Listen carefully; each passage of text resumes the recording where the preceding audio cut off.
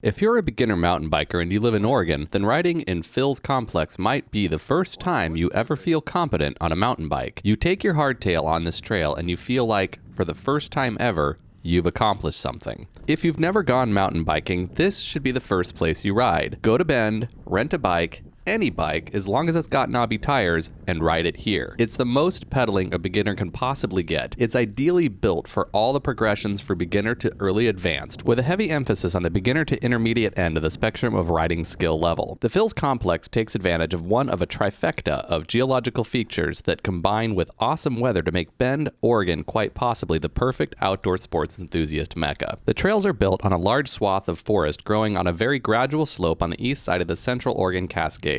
It's as if this slope was put here for the express purpose of building the ultimate beginner to intermediate trail system, a place for regular people to dip their toes in the waters of the world of MTB, especially when they may not be able to enjoy the other outdoor sports-related reasons people uproot their lives to relocate to Bend, downhill skiing and rafting in Deschutes. I guess there are some great hikes around here too. Anyway, the Phil's Complex only exists because this prime piece of real estate happens to be Forest Service land, which saved it from being carved into insipid ranchettes for part-time residents with more dollars than cents. Bend. It's like a volcanic version of Jackson, Wyoming. Adding to the ideal nature of this area for a mountain biking destination, there are very few rocks in the soil here. It's just flat moon dust as far as the eye can see through the park-like stands of Ponderosa that lend a nice, spicy butterscotch aroma to the air around here. There aren't many roots in the trail either because this is sandy soil in a relatively dry environment, meaning that these ponderosas send their roots down deep, keeping them off the trail. There be no root waterfalls here. It's possible to do 25 miles in a day on this trail system without climbing more than 2,000 feet. This is a rare experience for most of us in the Pacific Northwest. It's kind of important to understand that the paradigm we live in here is typically 2,000 feet of climbing on a 4-mile ride. So coming here and just cruising on genuine single track, this is truly unique and it's a pleasant departure from normal. You see locals riding these trails on fully rigid bikes from the mid-90s, all neon and everything, and they think nothing of it. If you lived here and didn't bike anywhere else, there would be no reason to think bikes needed to evolve past about 1996. Whatever existed then would be adequate for most of what you find around here. Not all of it.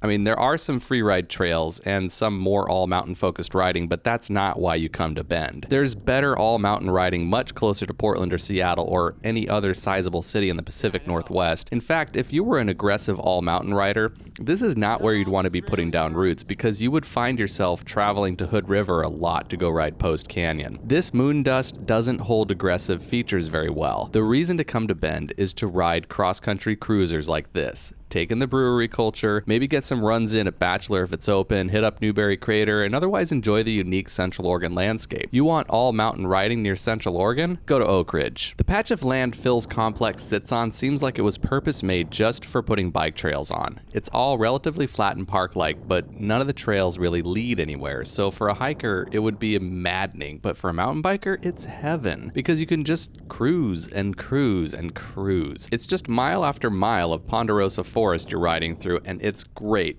But it wouldn't really be attractive to most hikers because there's no particular destination in here. Once again, the forest is the destination, but don't ride this place in the rain. You can't ride moon dust in the rain. It's like concrete and you'll ruin the tread. Fortunately, it doesn't rain very often in Bend. It's in the rain shadow of the Cascades, so that's pretty cool. But if you're in doubt, call a local bike shop first to make sure the trails are dry enough to ride. If you think of the typical local trail system as a bowl of spaghetti formed by interlocking trails, you can think of Phil's Complex as a big bowl of spaghetti. It's a big bowl of very well signed spaghetti as well, for that matter. It's hard to get lost in here, and that's great because this is Bend and their bills are paid by you, the visitors who come to Bend and spend money. So it makes sense that the premier trail system that draws in tourists is easy to navigate and hard to get permanently lost in. Seriously, if you get lost, just keep riding. You'll eventually come to a highway or a sign guiding you back to the bottom, but you should still bring a map.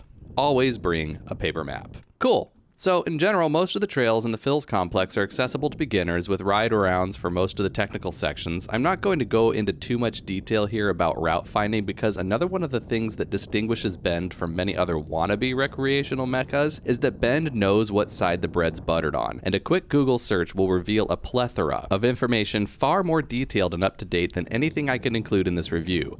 bendtrails.org.